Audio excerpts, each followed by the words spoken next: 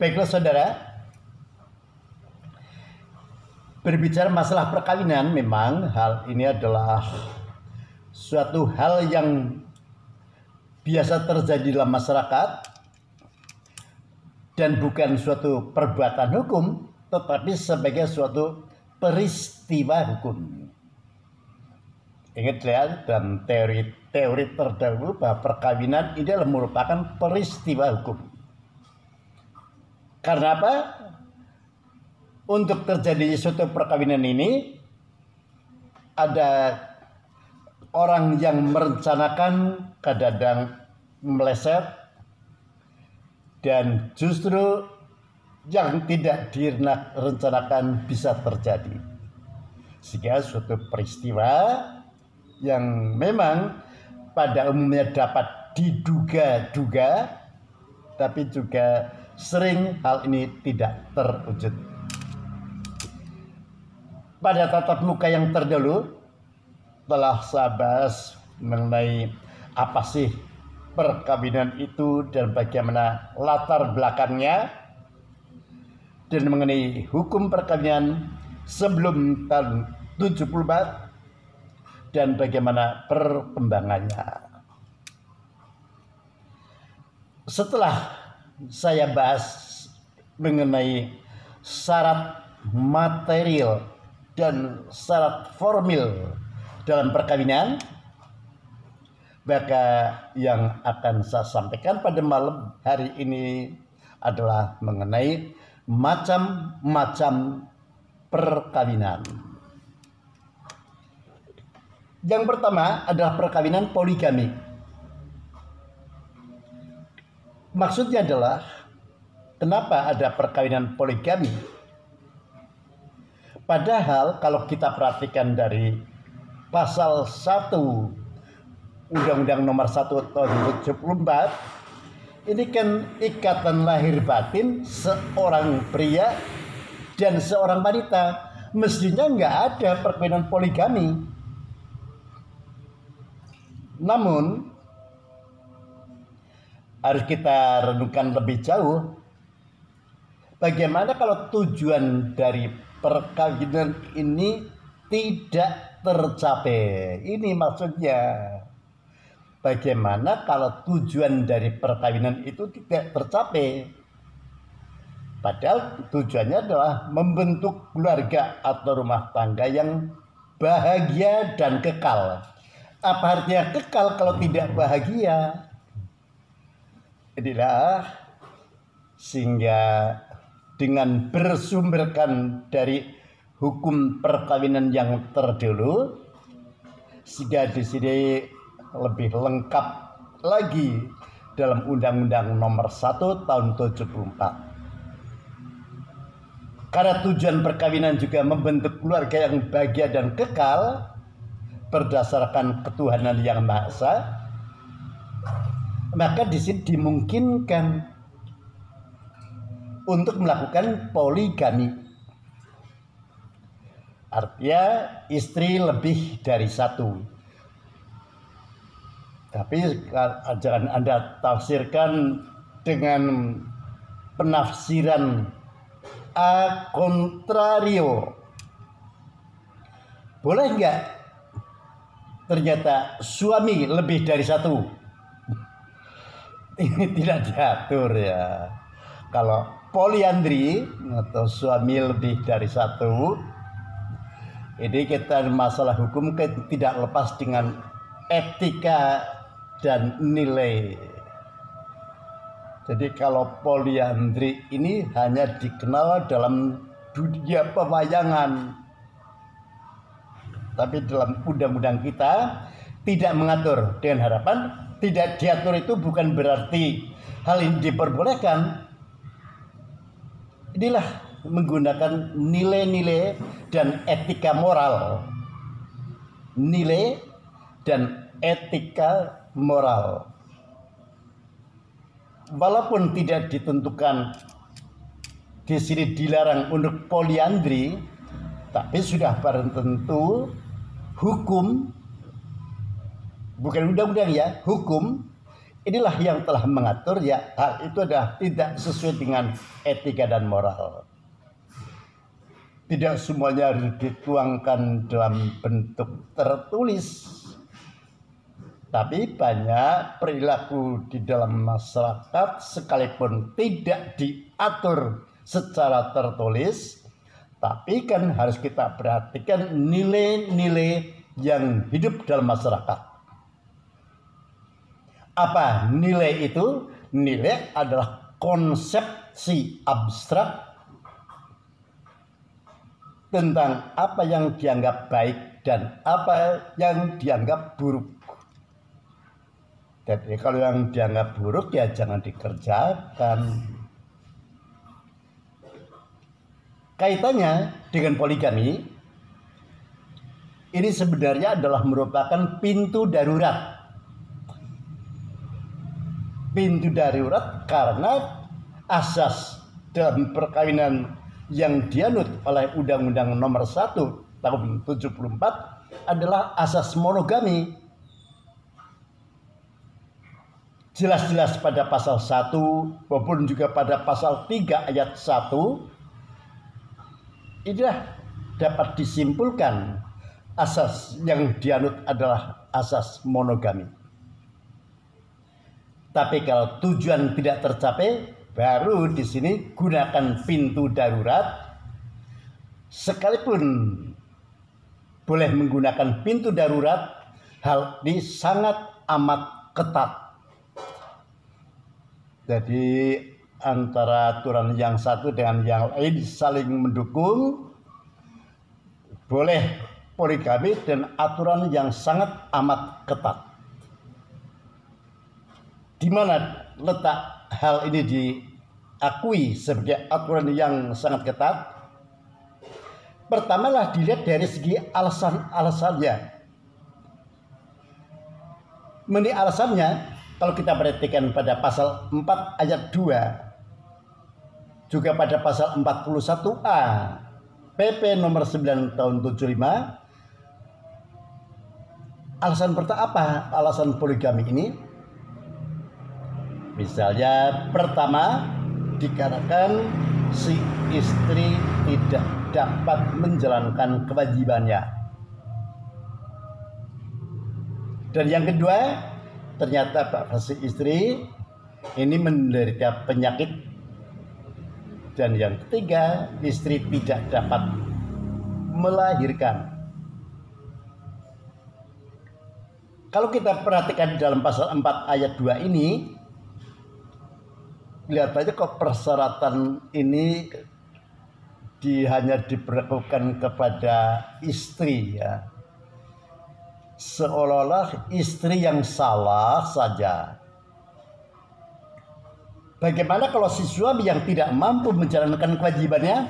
Apakah istri boleh poliandri? Tidak diatur. Tapi itulah undang-undang kita. Jadi kalau si suami yang tidak dapat menjalankan kewajibannya, atau istri atau suami yang sakit-sakitan, kayak ini dia tetap nggak boleh untuk poliandri. Itulah alasannya. Kalaulah alasan ini juga terpenuhi, tahap yang kedua adalah mengatur mengenai persyaratannya. Persyaratan untuk bisa poligami sebagaimana diatur dalam pasal 5 ayat 1, juga pasal 41 C, D yang diatur dalam PP nomor 9 tahun 75, persyaratannya cukup berat. Yang pertama, harus ada izin dari istrinya atau istri-istrinya. Harus ada izin dari istrinya atau istri-istrinya. Hal ini juga pasti dihubungkan sangat erat dengan agama yang dianut oleh mereka. Apakah agamanya ini membolehkan untuk poligami ataukah tidak. Termasuk juga agama Islam sebenarnya yang adalah monogami. Boleh poligami tapi sanggup berlaku adil atau tidak. Ini. Sehingga di sini sudah pada dasarnya yang adalah asas monogami. Syarat yang kedua, harus ada kesanggupan bahwa si suami ini sanggup memenuhi kebutuhan hidup istri-istrinya juga anak-anaknya. Ya, ini kan relatif sekali ya. Kalau harus memenuhi kebutuhan hidup, ini kan ya kita dalam masyarakat ada standar-standar tertentu. Kalau hidup masih dalam keluarga ya sekecil aja masih sangat sederhana kehidupannya, kok malah mau poligami ya. Dan syarat yang ketiga, bahwa suami ini sanggup berlaku adil. Nah, sekarang bisa berhadapan dengan bibit-bibit unggul. Ada sudah melewati PIH, PHI, sehingga tahu persis bahwa yang sama ini bisa adil, tapi juga bisa tidak adil. Yang di dalam bukunya L.J. van Apeldoorn membedakan antara justisia distributiva dan justia commutativa. Jadi alasan terpenuhi, kalau juga syarat juga terpenuhi, masih ada tahapan lagi sebagaimana diatur dalam pasal 3 ayat 2 Undang-Undang Nomor 1/74. Ini harus ada izin dari pengadilan. Harus ada izin dari pengadilan. Jadi maksudnya pihak yang akan berpoligami ini terlebih dulu mengajukan izin kepada pengadilan.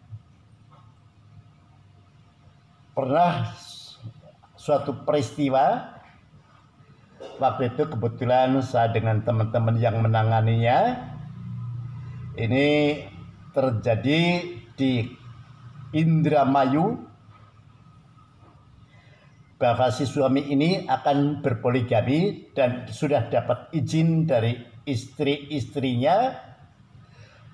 Memang ada bukti surat izin, tapi begitu si istri dipanggil, apakah benar sudah memberikan izin suaminya untuk berpoligami? Nah, si istri ini terkaget-kaget. Kenapa kok dia membubuhkan cap jempolnya? Kalau tanda tangan bisa dipalsu ya, tapi kalau cap jempol tidak bisa dipalsu. Dalam ilmu daktiloskopi ini, manusia di jagat ini tidak ada yang rumus sidik jarinya sama. Setelah dicocokkan, rumus sidik jarinya memang sama. Dia bisa mengelak si istri ini. Tapi kagetnya karena tidak pernah merasa memberikan izin suaminya untuk poligami, tapi kenapa ada surat bukti bahwa istri ini memberikan izin suaminya untuk poligami. Digali lebih jauh, ternyata memang pernah terjadi keganjilan. Suatu hari ini sang suami sibuk membersihkan tinta yang ada pada ibu jarinya. Tapi waktu itu ya tetap tidak dipermasalahkan Karena hal membersihkan bersih itu hal dianggapnya hal yang biasa. Inilah ditemui suatu kenyataan bahwa menggunakannya ini di luar kesadaran dari si istri, yang pada akhirnya si suami ini belum melaksanakan poligaminya, tapi terlebih dulu ditahan oleh polisi dikarenakan melakukan pemalsuan. Ya, jadi semuanya harus didasari dengan kejujuran.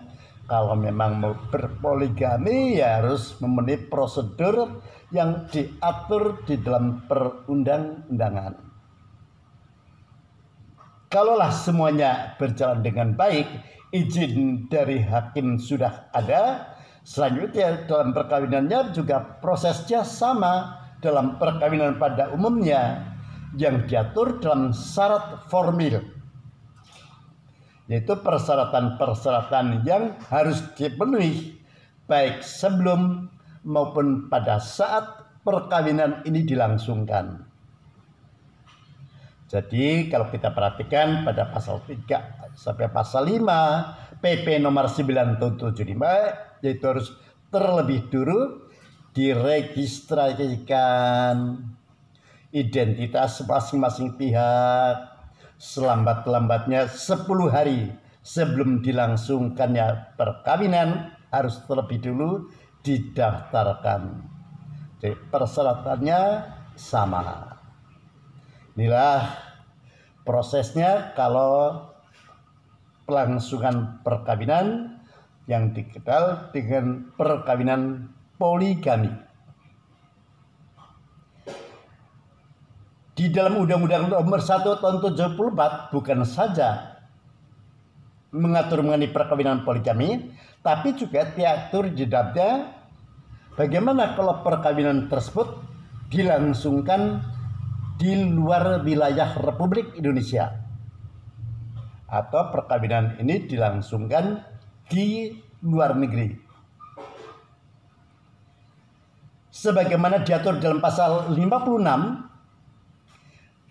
yang disebut dengan perkawinan yang dilangsungkan di luar wilayah Republik Indonesia, yaitu suatu perkawinan antara dua orang warga negara Indonesia atau seorang warga negara Indonesia dengan warga negara asing yang pelangsungan perkawinannya dilangsungkan di luar wilayah Republik Indonesia. Kaitannya syarat material dan syarat formil, maka bagi si Indonesia ini syarat materialnya tetap melekat padanya.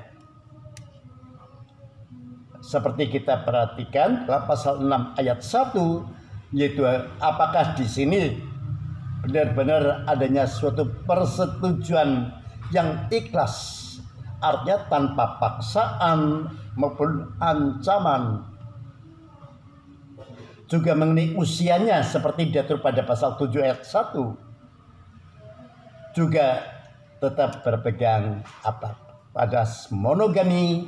Seorang pria hanya boleh mempunyai seorang wanita sebagai istrinya, demikian pula seorang suami hanya boleh mempunyai seorang wanita sebagai istrinya.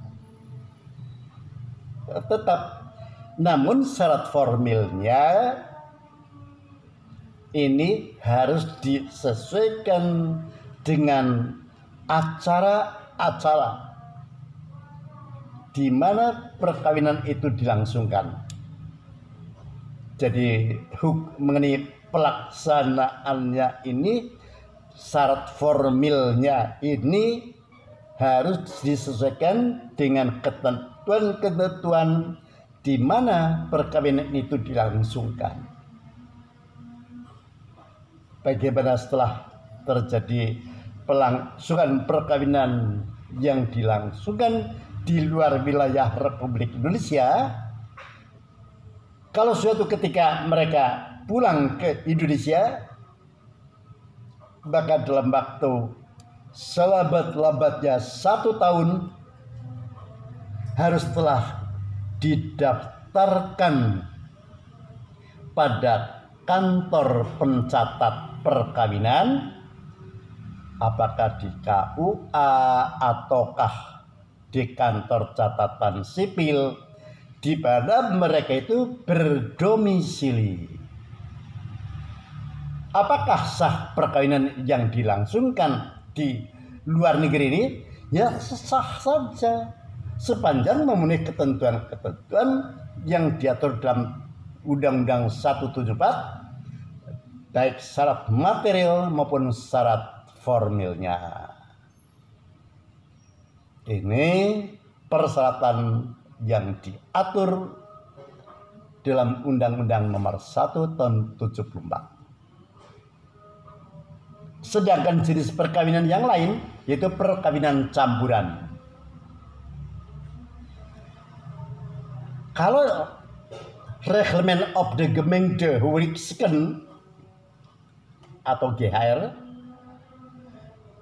ini adalah perkawinan campuran antar golongan satu dengan kedua atau kedua dengan ketiga. Ini perkawinan campuran karena berbeda mengenai penggolongan penduduknya. Tetapi yang diatur dalam pasal 57 perkawinan campuran di sini seperti diatur Undang-Undang Nomor 174, perkawinan campuran adalah suatu perkawinan antara dua orang yang di Indonesia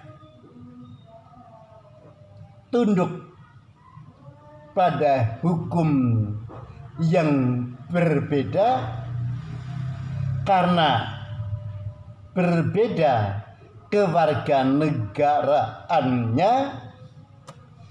Salah satu pihak berkewarganegaraan asing dan pihak yang lain berkewarganegaraan Indonesia. Karenanya dalam perkawinan campuran ini dimaksudkan bahwa salah satu pihak ini warga negara Indonesia dan yang lain warga negara asing. Karena perkawinan ini dilangsungkan di Indonesia, ya harus kita perhatikan unsur agamanya. Kalau mereka tidak seagama atau dilarang oleh agamanya, ya hal ini nggak mungkin dilangsungkan. Namun dalam pelaksananya memang kaitannya dengan adanya pelangsungan perkawinan yang dilakukan di luar wilayah Indonesia ataupun juga perkawinan campuran.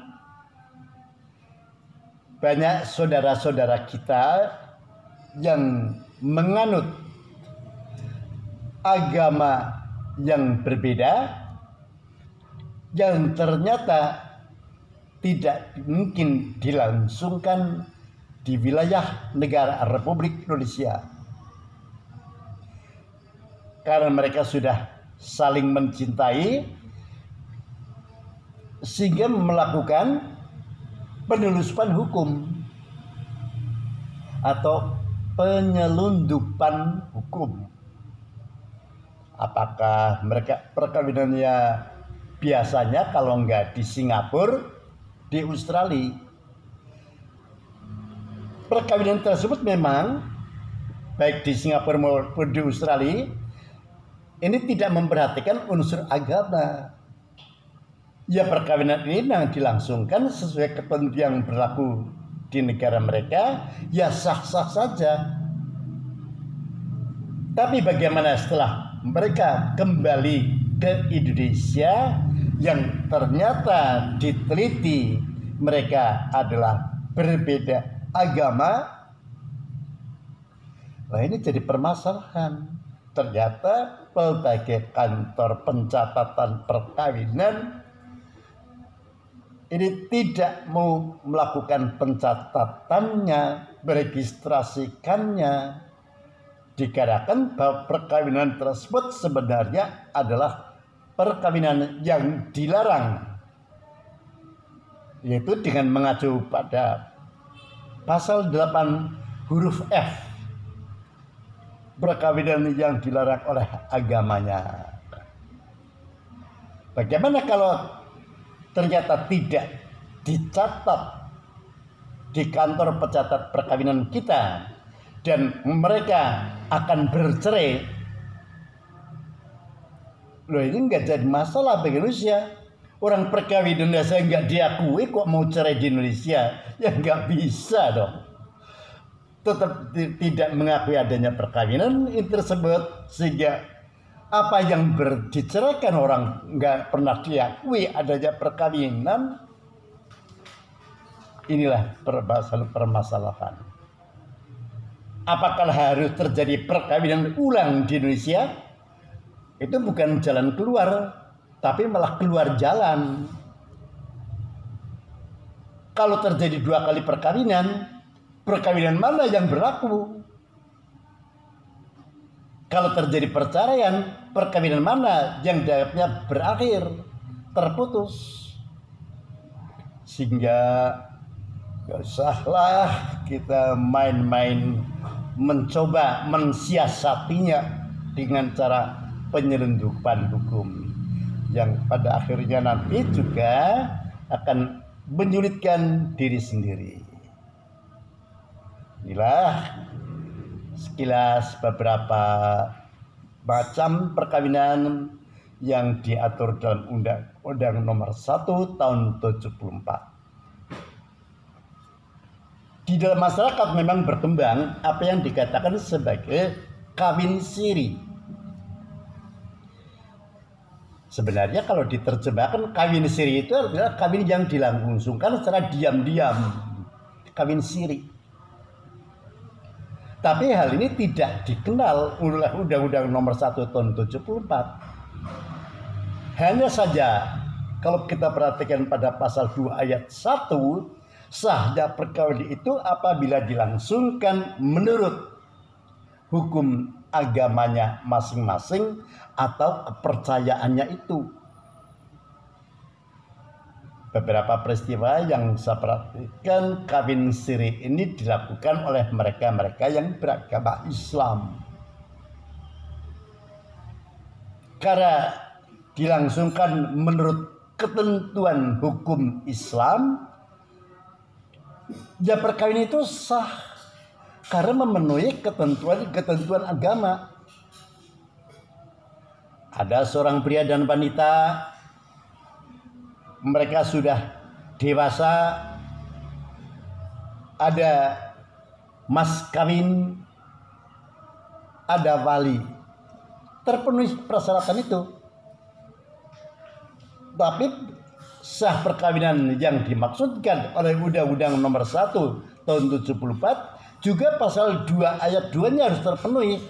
Di mana terjadinya perkawinan harus dilakukan pencatatan. Ini tidak tercatat di dalam kantor pencatat perkawinan.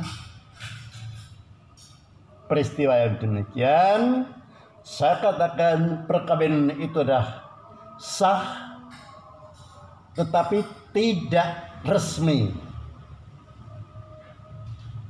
Bagaimana status anaknya? Anaknya ada termasuk anak luar kawin. Jadi kalau kita perhatikan pada pasal 43, inilah termasuk di dalamnya anak luar kawin. Bagaimana kalau salah satu meninggal dunia?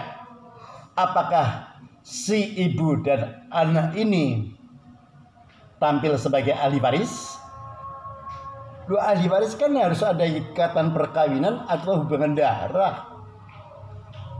Ikatan perkawinan, bukti perkawinan, bukti kutipan nikah misalnya, itu juga tidak ada kok. Apa statusnya? Bagaimana anaknya? Kalau terbukti bahwa anaknya ini dalam pembuktian DNA-nya sama, tetapi kan harus dibuktikan lebih lanjut yaitu dia itu orang tuanya siapa, artinya siapa ibunya, siapa bapaknya yang terikat dalam perkawinan, pada kantor pencatat perkawinan nomor berapa, itu enggak ada. Sehingga kalau terjadi gugatan kaitannya dengan warisan, itu pasti penggugat kalah, karena di dalam sengketa hukum perdata yang dicari adalah kebenaran formil. Dalam hukum perdata yang dicari adalah kebenaran formil. Tapi kalau dalam hukum pidana yang dicari adalah kebenaran material. Artinya di sini kebenaran formil itu bahwa formalitas persyaratan dalam perkawinan ini tidak terpenuhi, yaitu mana aktenya. Sehingga pernah terjadi juga beberapa orang Pakistan, karena mereka bekerja di Indonesia di suatu perusahaan di Cikarang, kemudian menikah dengan wanita yang di Cianjur.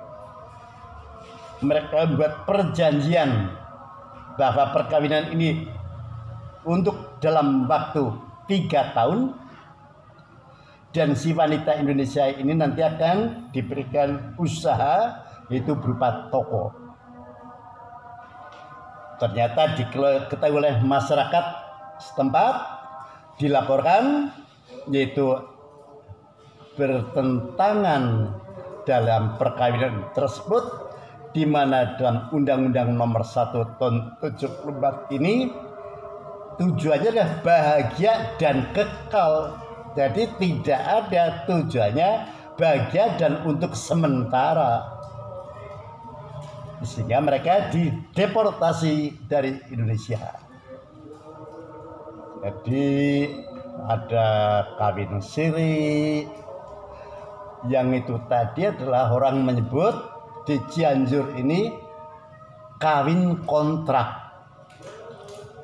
Jelas kontrak ini hanya untuk beberapa waktu terbatas, tapi karena ini bertentangan dengan perundang-undangan, otomatis perkawinan itu adalah batal demi hukum. Yang bisa dibatalkan itulah batal demi hukum. Sehingga apa artinya? Null and void.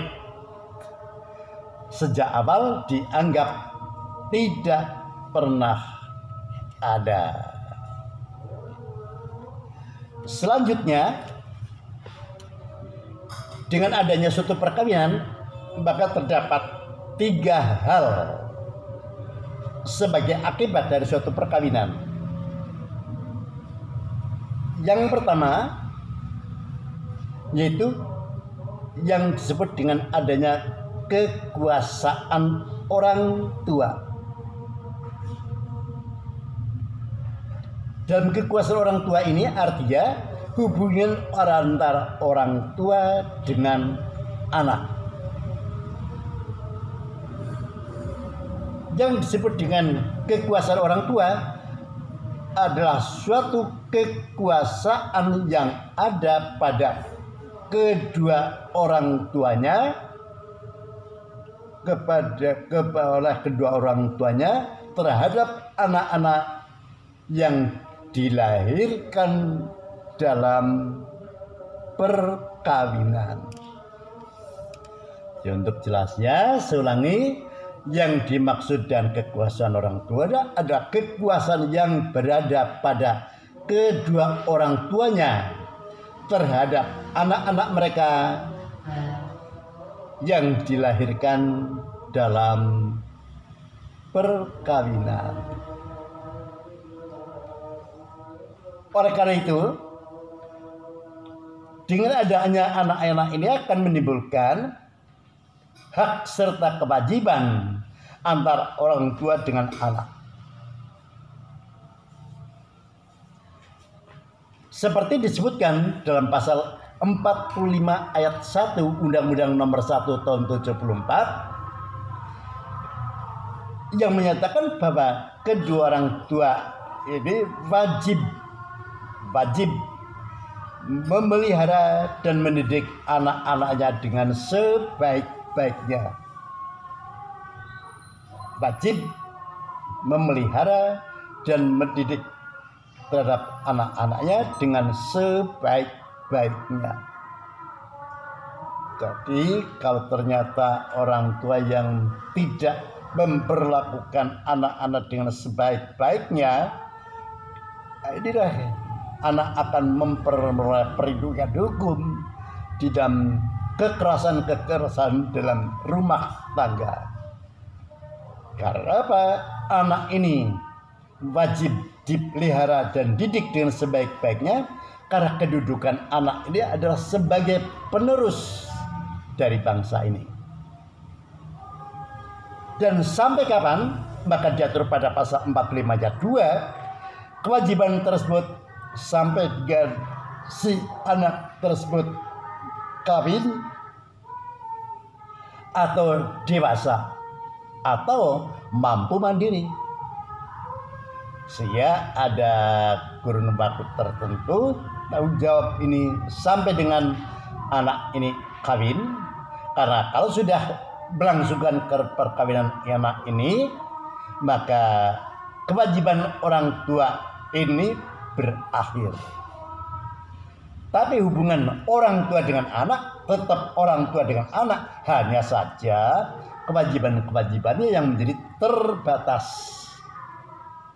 Dengan terbentuknya suatu keluarga baru, maka si suamilah yang nanti akan bertanggung jawab terhadap keluarganya. Kalau di dalam BW kita kenal adanya kekuasaan marital, yaitu kekuasaan yang di dalam rumah tangga ada pada si suami. Kewajiban yang kedua yaitu seperti diatur dalam pasal 46 ayat 1, anak wajib menghormati dan memenuhi kehendak orang tuanya yang baik. Jadi kalau anak nggak menghormati orang tuanya, nanti kayak jambu monyet, kualat, kepalanya di bawah.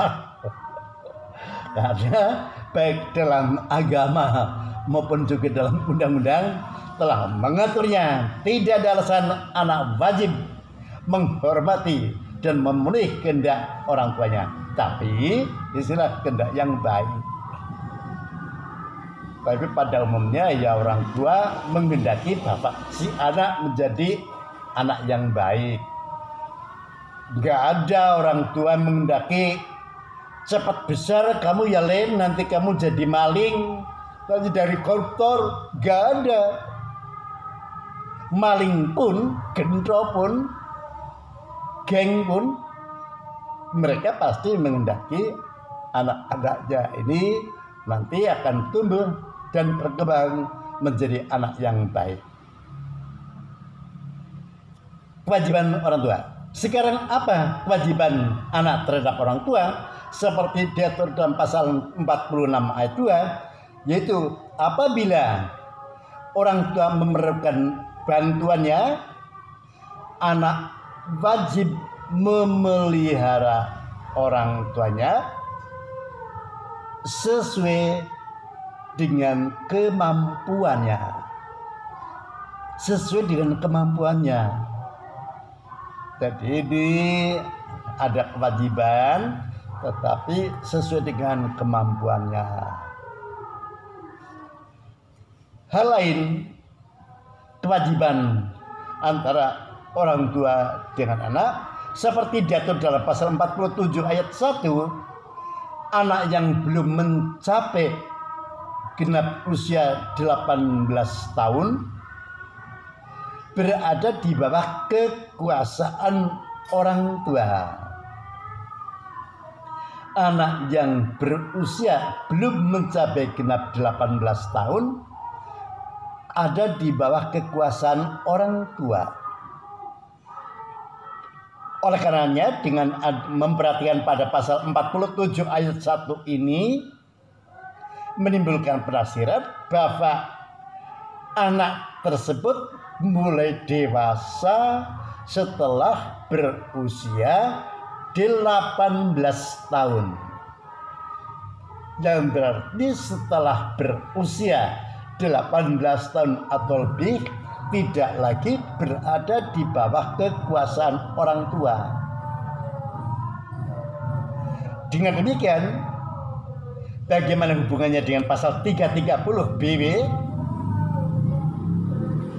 Pada umumnya lembaga-lembaga di Indonesia itu mentaati terhadap pasal 47 ayat 1 sehingga batas usia orang boleh bekerja sebagai tenaga kerja ini pun juga harus telah berusia 18 tahun dianggap telah dewasa, dan seorang juga ikut melaksanakan pencoblosan dalam pemilihan umum juga 18 tahun, dan anak 18 tahun ia juga akan memiliki kartu tanda penduduk.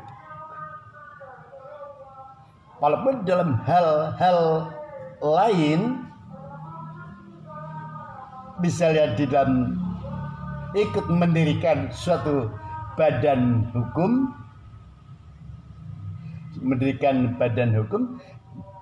pada umumnya harus dipenuhi persyaratan, ya harus benar-benar masak jiwa maupun juga raganya. Karena bisa saja badannya sudah dewasa, tapi secara psikologis apakah ia sudah dewasa? Namun juga tidak juga dijalankan. Padahal dalam undang-undang kita juga mengatur handlifting, pendewasaan. Artinya apa? Bahwa anak yang masih di bawah umur dipersamakan kedudukan hukumnya dengan anak yang sudah dewasa.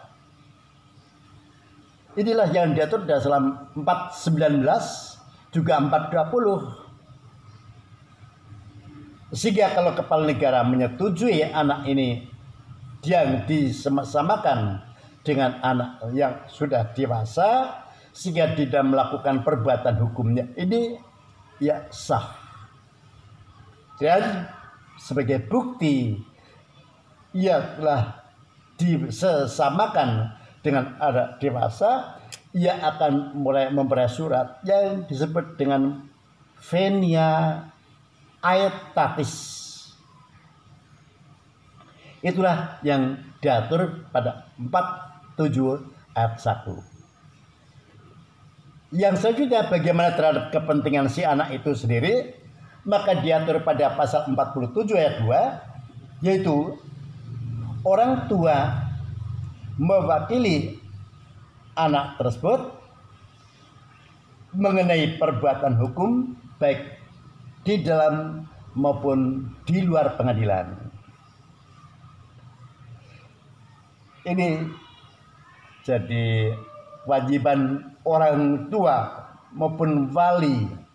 Kalau ternyata si anak ini belum dewasa, maka menjadi kewajiban orang tua untuk mewarisi urusan si anak ini baik di dalam maupun di luar pengadilan. Sehingga di sini kalau telah ditentukan dalam undang-undangnya demikian, sehingga kalau ada suatu peristiwa-peristiwa tertentu yang menyangkut kepentingan si anak, dia tidak perlu adanya surat kuasa dari si anak kepada orang tua atau walinya. Karena apa? Kekuatan dari pasal 47 ayat 2 ini, orang tua ataupun wali mewakili kepentingan si anak dalam perbuatan hukum baik di dalam maupun di luar pengadilan itu. Selanjutnya bagaimana terhadap kekayaan si anak itu sendiri? Kalau kita perhatikan dalam pasal 48,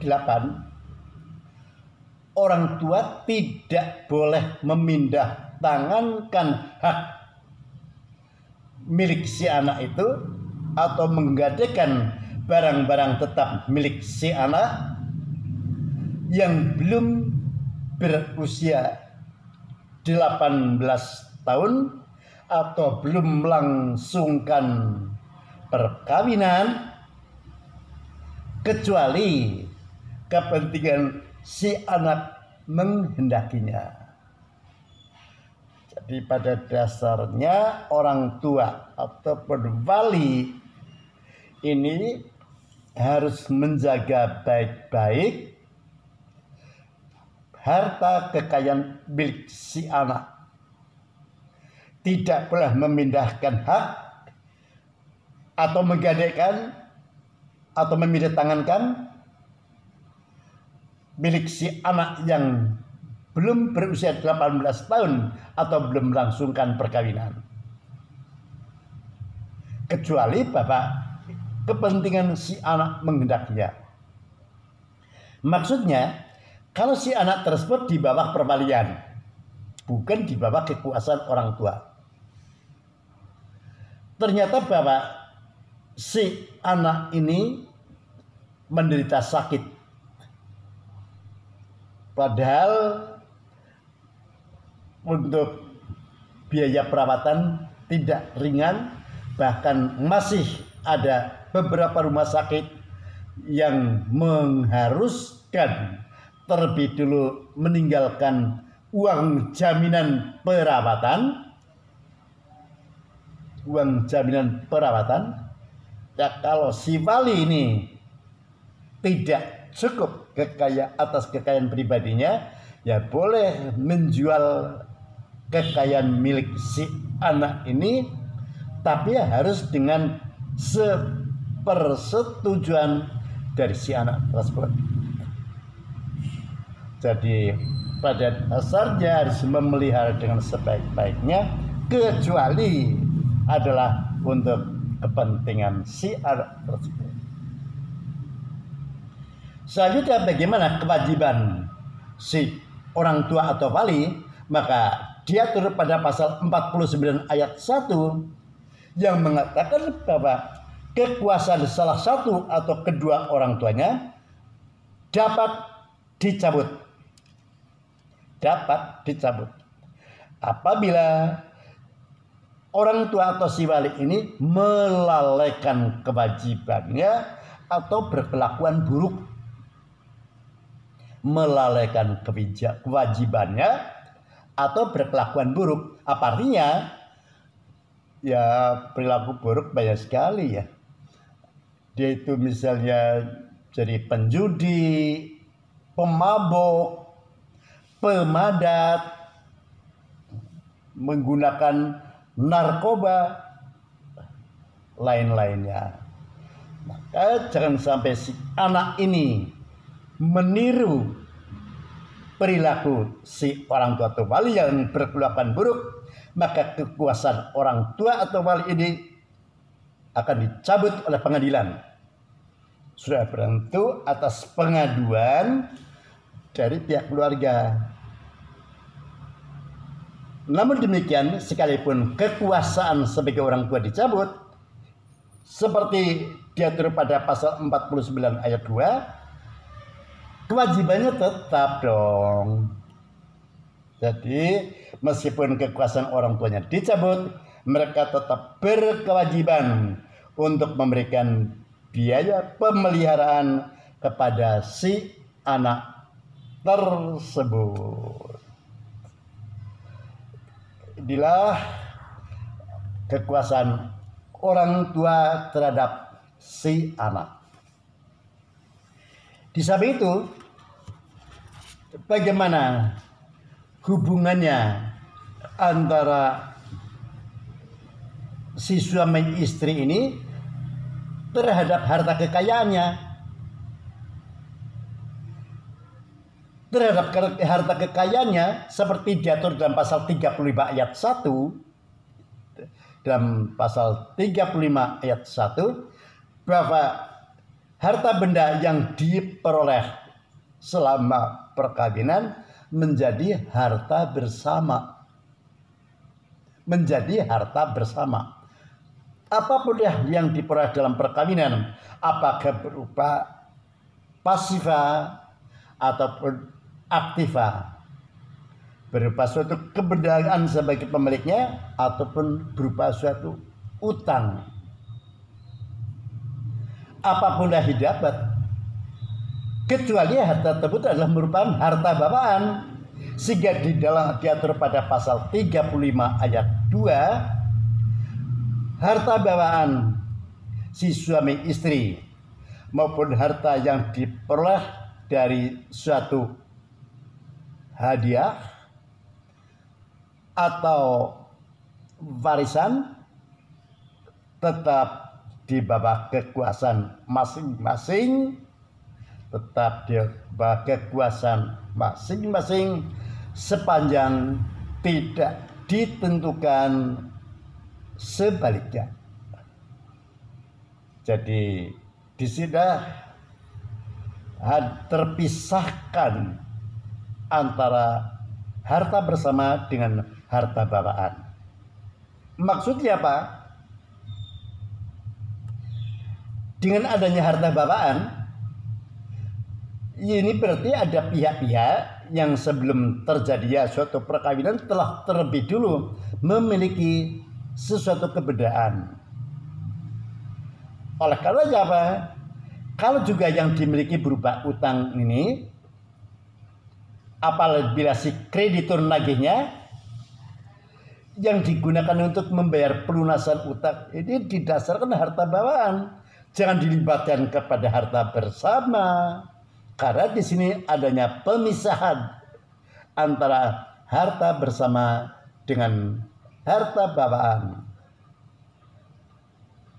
Oleh karena itu, seperti diatur dalam pasal 36 ayat 1, terhadap harta bersama harus ada persetujuan suami dan istri di dalam melakukan perbuatan hukum.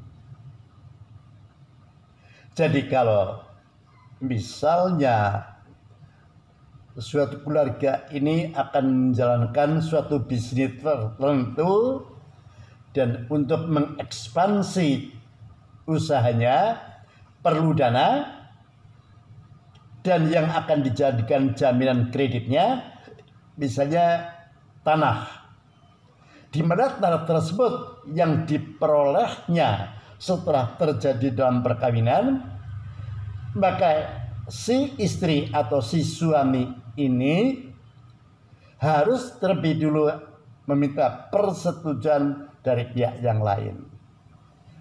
Kaitannya ini adalah yang dijadikan agunan atau jaminan ada berupa harta bersama. Jadi dengan adanya harta bersama ini adalah karena milik kedua belah pihak, ya harus saling memberitahukan, harus ada persetujuan. Yang berbeda kalau ini adalah terhadap harta bawaan. Oleh karenanya, kalau kita perhatikan dalam pasal 36 ayat 2, terhadap harta bawaan masing-masing pihak mempunyai hak sepenuhnya. Mempunyai hak sepenuhnya. Sehingga kalau si suami atau istri ini yang menjalankan bisnisnya ternyata dijatuhi hukuman pailit, maka nanti si kurator ini harus terlebih dulu mana apakah ada harta bawaan ataukah tidak. Dan selanjutnya mengenai apabila perkawinan ini putus, artinya terjadi perceraian, bukan karena kematian, terjadi perceraian, maka terhadap harta bersama ini sebagaimana diatur di dalam pasal 37, Bila perkawinan putus karena perceraian, maka harta bersama diatur menurut hukumnya masing-masing. Yang di dalam praktek, kalau terjadi perceraian, maka terhadap harta bersama ini hampir dapat dipastikan, karena di dalam beberapa peristiwa ini terhadap harta bersama dibagi menjadi dua bagian saham besar, masing-masing 50%. Bagaimana kalau si istri atau suami salah satu pihak ini sama sekali pengangguran? Ini pun tetap dibagi 50%. Karena mereka yang nganggur ini bukan berarti tidak ada usaha apa-apa. Mereka punya andil, tapi berupa andil moral. Itulah yang diatur dalam pasal 37, kaitannya dari suami istri ini terhadap harta kekayaannya. Saya tuntaskan sekalian, dan bagaimana hubungan antara suami dengan istri setelah terjadinya perkawinan. Kalau kita perhatikan pada pasal 30 Undang-Undang Nomor 1 Tahun 74, maka ditegaskan di sana di mana suami istri memikul kewajiban yang luhur untuk menegakkan rumah tangganya yang menjadi sendi dasar di dalam susunan masyarakat. Jadi masyarakat yang terdiri dari individu-individu ini, maka kalau individu ini tentram, maka masyarakat ini juga menjadi masyarakat yang tentram dan damai. Kalau si keluarga kecil ini, si individu ini adalah merupakan sendi dasar. Yang selanjutnya diatur dalam pasal 31 ayat 1, di mana disebutkan bahwa hak dan kedudukan istri adalah seimbang dengan suami, baik di dalam rumah tangga maupun dalam masyarakat. Inilah yang pada perkuliahan terdahulu hal tersebut bertentangan dengan pasal 108 dan 110 BW, maka didasarkan asas di dalam perundang-undangan dan hukum yang mengatakan lex posteriori derogat legi priori. Maka dengan adanya undang-undang yang baru dan mengatur hal yang sama, maka undang-undang yang terdahulu menjadi tidak berlaku lagi. Jelas hal ini jadi tidak mungkin akan menimbulkan kerancuan, tetapi dalam asas hukum maka akan demikian. Memang seperti teori-teori di dalam pengantar ilmu hukum, ada pencabutan yang secara tegas maupun pencabutan secara diam-diam. Akibatnya apa? Maka disebutkan dalam pasal 31 ayat 2, ini berarti bahwa masing-masing pihak ini berhak untuk melakukan perbuatan hukum.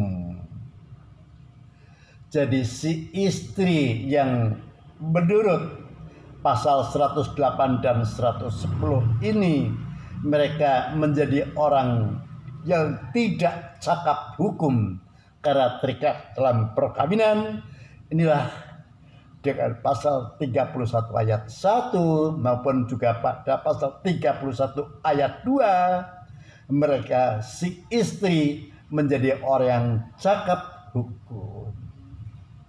Sehingga apa? Sesuai dengan kodratnya.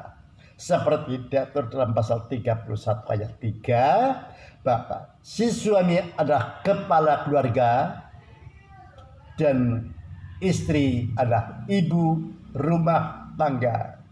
Sehingga sesuai dengan kodratnya, suami sebagai kepala keluarga sebenarnya ini didasarkan pada kekuasaan marital yang dikenal dalam BW. Dan apa kewajiban si ibu ini adalah untuk mengatur rumah tangga dengan sebaik-baiknya. Juga mengenai hubungan antara suami dan istri, kaitannya dengan tempat tinggalnya, maka disebutkan di dalam pasal 32 ayat 1 ini, di mana suami dan istri harus mempunyai tempat tinggal yang tetap. Jadi kalau ternyata si keluarga baru ini mempunyai beberapa rumah, maka mereka harus memilih salah satu rumahnya sebagai tempat tinggal yang tetap. Juga seperti diatur pada pasal 30 ayat 2, untuk menentukan tempat tinggal yang tetap ini juga harus adanya persetujuan antara suami dan istri. Selanjutnya diatur dalam pasal 33 bahwa antara suami dan istri ini harus saling mencintai, harus saling menghormati, saling setia, saling memberikan bantuan, sering memberikan bantuan kepada mereka, sehingga di sini harus saling membantu. Karenanya dengan adanya ketentuan ini diharapkan bahwa suatu keluarga tersebut menjadi keluarga yang harmonis. Selanjutnya diatur dalam pasal 34, di mana suami wajib melindungi si istri dan memenuhi keperluan hidupnya, memenuhi keperluan hidupnya, ya ini sesuai dengan kemampuannya, sesuai dengan kemampuannya. Dan juga bahwa si istri wajib mengatur rumah tangga dengan sebaik-baiknya. Jadi kaitannya dengan ketentuan di atas, suami sebagai kepala keluarga, istri sebagai rumah tangga, yang menyambung kewajiban suami harus memenuhi kebutuhan keperluan hidupnya keluarga tersebut, dan si istri wajib mengatur keperluan rumah tangganya, sehingga bagaimana mengatur di dalam kehidupannya inilah yang perlu diperhatikan oleh masing-masing pihak. Sehingga dalam pasal 34 ayat 3, kalau ada salah satu pihak yang tidak melaksanakan kewajibannya, maka pihak yang lain dapat mengajukan gugatan kepada pengadilan. Sudah para tutup, pengadilan ini adalah pengadilan setempat sesuai dengan domisilinya. Inilah tatap muka pada pagi hari ini. Kita teruskan untuk yang akan datang, kaitannya bahwa memang perkawinan ini diharapkan untuk selama-lamanya, tapi juga kadang-kadang terjadinya sesuatu hal tidak tercapai sehingga berakhir dengan adanya suatu perceraian. Kaitannya dengan perceraian, materi ini akan kita teruskan pada pagi yang akan datang.